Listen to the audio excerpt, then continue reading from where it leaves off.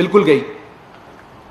ये अदालत में इनको स्टे ऑर्डर मिला आईपीओ का, ये इस साल के शुरू में ये अदालत गई कंपनी, अदालत ने स्टे ऑर्डर दिया। क्या स्टे ऑर्डर दिया कि जो बशीर मेमन साहब के बेटे ने कंपनी बनाई, जो जाली तरीके से इस कंपनी का बिजनेस इस्तेमाल, मैं नहीं कह रहा, ये वो कंपनी कह रही है, उनके अखबारात में इश्तिहार कह रहे हैं, ये मैं नहीं कह रहा, अखबारात में, मैं उन्हें अलर्ज नहीं कर रहा, ये वो कंपनी कह रही है। अखबारात के इश्तिहार आपके सामने रखें, अदालत का ये फैसला आपके सामने रख रहा हूं कि ये जो अल मुश्तबा ऑयल घी कंपनी है जो बशीर मेमन साहब के बेटे की है, और उन्होंने कल कंफर्म भी किया मीडिया पे, और ये मैं सब कुछ इसलिए लाया हूं कि हमारे एक बहुत ही उम्दा रिपोर्टर हैं, बहुत ही अच्छे रिपोर्टर हैं जियो ग्रुप से, जाहिद गशकोरी मेरे दोस्त भी हैं और बहुत ही मेहनतकश और बहुत ही उम्दा रिपोर्टर हैं।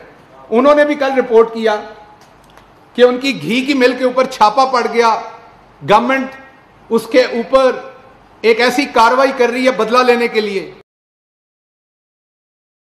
तो ये अगर किसी की रोजे से आंखें बंद ना हो रही हो तो खोल के देखिए कि अदालत का फैसला है जिसने स्टे ऑर्डर दिया, लाहौर की अदालत, कॉपीराइट्स के ऊपर उन्होंने इन्हें स्टे ऑर्डर दिया।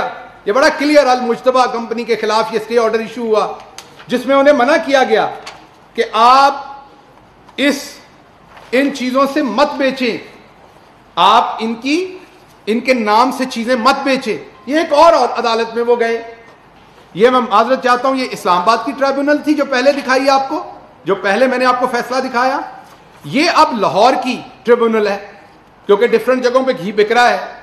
तो यहां पर भी इन्होंने कहा कि जी हमें स्टे ऑर्डर दिया जाए। तो ये ऑनरेबल इंटेलेक्चुअल प्रॉपर्टी ट्रिब्यूनल जो है, उन्होंने ये स्टे ऑर्डर दिया, और ये बड़ा वाज़ेह लिखा हुआ है फैसले के तीसरे पेज पे कि ये जो इनकी कंपनी है, इनको मना कर दिया है कि ये इस ब्रांड नेम के साथ जो किसी और का है, किसी और की मलकियत है, ये जालसाजी ना करें, ये चीजें मत बेचें आप। तो ये 2 स्टे ऑर्डर्स हो गए।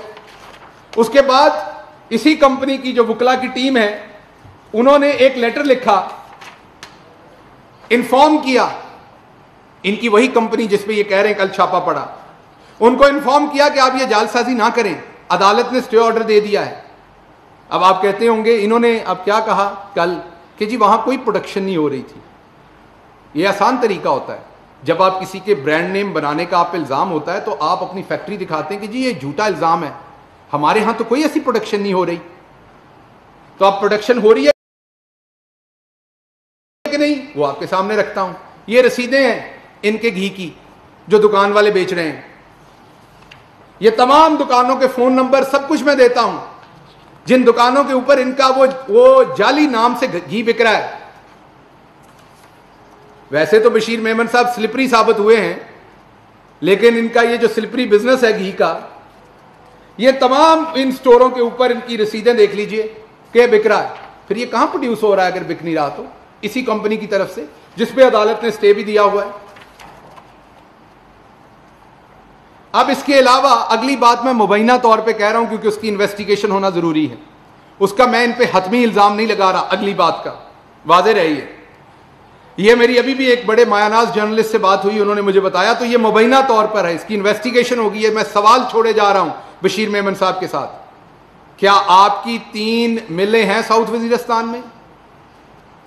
क्या आप वहां पर, आप सबकी इतला के लिए अर्ज है कि अगर एक लाहौर में, फैसलाबाद में, सिंध में मिल पाम ऑयल इंपोर्ट करती है बाहर से, तो उसे टैक्स देना पड़ता है।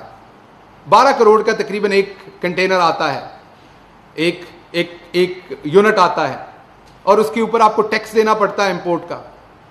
South Waziristan tax free zone है। क्या आपने, मेरा सवाल है कि वहां 3 मिलें सिर्फ इसलिए लगाई हुई हैं, ये मेरा सवाल है आपसे, कि आप वहां पर इंपोर्ट करें, टैक्स चोरी करें और बाद में वही खाम तेल जो है वो मुल्क की दूसरी मिलों में इस्तेमाल करें, दूसरे लोगों को बेचने या अपनी इंडस्ट्री में इस्तेमाल करें? क्योंकि आपने टैक्स नहीं दिया, वो टैक्स फ्री जोन है, आपको करोड़ों रुपए का फायदा हो जाता है सिर्फ इसी में। क्या दूसरा सवाल है कि उन मिलों में 5-5 लोग नहीं बैठे, 6-6 लोग, और बाकी कागजों में लोग हैं। मैंने दोबारा कहा कि ये मैं उन पे कोई हतमी बात नहीं कर रहा, ये मैं सवाल उठा रहा हूं, इसकी इन्वेस्टिगेशन करनी पड़ेगी एफआईए को भी, और ऑफ कोर्स एफआईए में कुछ उनके चाहने वाले भी बैठे होंगे, उनको भी ये सोचना पड़ेगा और सुनना पड़ेगा कि अगर पाकिस्तान तहरीक इंसाफ अपने रैंक एंड फाइल के अंदर इंसाफ करवाना जानती है तो आपसे आपके रैंक एंड फाइल के अंदर भी इंसाफ करवाना जानती है और करवाएगी। यह काम और नहीं चलेगा।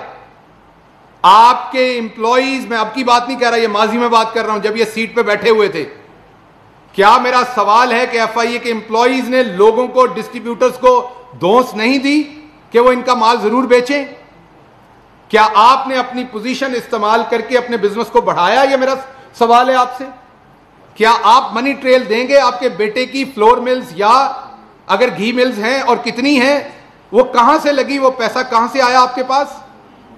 तो असल में आपके सामने बात यह रखनी थी कि ये तमाम चीजें बहुत महीनों से इन पे हो रही थी, इनकी गवर्नमेंट में भी हो रही थी, और इन्हें पता था कि इमरान खान ने एक ना एक दिन इन्हें भी हाथ डालना है जालसाजी पे, टैक्स चोरी करने पे। इन्हें क्योंकि पता था कि अब ये सब कुछ हो रहा है, और मैंने आपको स्टे ऑर्डर्स दिखा दिए इस साल के शुरू के जो अदालतों से इनके खिलाफ मिले, और इन्हें पता था कि अब अनकरीब इन स्टे ऑर्डर्स की वजह से अब हमारे ऊपर कदगन लगनी है, और इस सारे प्रोसेस में हम क्यों ना कंट्रोवर्शियल कर दें, ये भी वो सियासी इंतकाम की जद में चले जाएं। जैसे शरीफ जाते हैं, जैसे पीपल्स पार्टी जाती है, तो इन्होंने कहा हमारे साथ भी सियासी इंतकाम हो रहा है। अभी 2 दिन पहले आपने देखा दुनिया न्यूज के ऊपर जुनैद सलीम साहब ने एक स्टोरी ब्रेक की, जिसमें इन्होंने जुनैद सलीम साहब से रिक्वेस्ट की कि अभी जो आईजी इनाम गनी है, जो कि मेरे ख्याल में एक वंडरफुल ऑफिसर है, उनको डीजी एफआईए ना लगाया जाए, आप प्राइम मिनिस्टर को परसू करें। मेमन साहब तुसी उत्थे अंब लैन गए सो जुनैद सलीम साहब दे कोल, आप तो इतने डिसेंट बनते हैं, आप जब कभी प्राइम मिनिस्टर को मिलते थे तो अच्छी तरह याद है पूरे प्राइम मिनिस्टर हाउस को कि आपकी कमर में इतना झुकाव था कि खदशा होता था कहीं सामने लेट ना जाएं आप, क्योंकि आपको खुशामद करके पोस्टिंग चाहिए, काम तो आपने करना नहीं। तो मुझे ये जवाब दें कि जुनैद सलीम साहब ने उधर बाल्टी में अंब डाले हुए थे ठंडे करके जो आप खाने गए थे, क्या आपने वहां पर कम से कम 22 सिगरेट नहीं पिए थे बैठ के? इतने परेशान थे आप? क्या वहां पे 2 एस्ट्रे खाली नहीं हुई थी आपके सिगरेट से? तो आप किस धुएं में रहते हैं?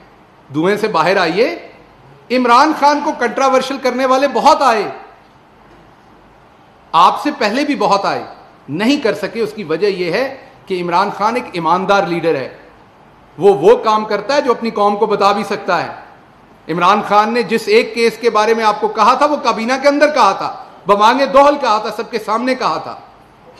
तो असल कच्चा चिट्ठा आपका यह है। मुझे उम्मीद है कि आप इसका जवाब देंगे।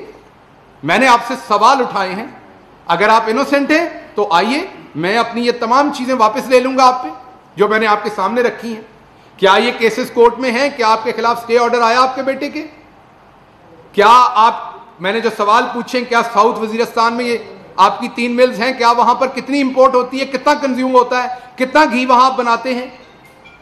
तो ये सब कुछ इन्वेस्टिगेट होगा और आपको सवालों के जवाब भी देने पड़ेंगे, और जो पहले आप जालसाजी करके पैसा कमा चुके हैं उसके ऊपर आपको जवाब देना होगा। और अब जुनैद सलीम साहब की स्टेटमेंट ऑन रिकॉर्ड है, तो आप बताइए इनाम गनी साहब ने आपके साथ ऐसा क्या किया था कि आप लॉबी करते फिर रहे थे उनकी पोस्टिंग रखवाने के लिए, आप लाहौर तक पहुंचे।